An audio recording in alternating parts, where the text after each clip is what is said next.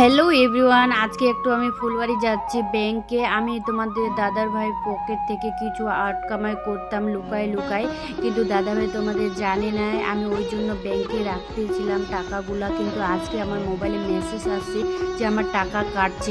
ওই জন্য আমি একটু ব্যাংকে যাচ্ছি। ব্যাংকে যাই দেখি আমার টাকাটা কেন কাটছে। ওই জন্য ব্যাংকে চলে আসলাম। আসে এখন আপডেট করে নেব। আপডেট করলে তো বুঝতে পারবো আমার টাকাটা কেন কাটলো। না, আপডেট না করলে বোঝাও যাবে না। এখানে আমি খাতাটা একটু চেক করলাম আমার এটিএমের জন্য। চেক করে এখন আপডেট করে নিলাম।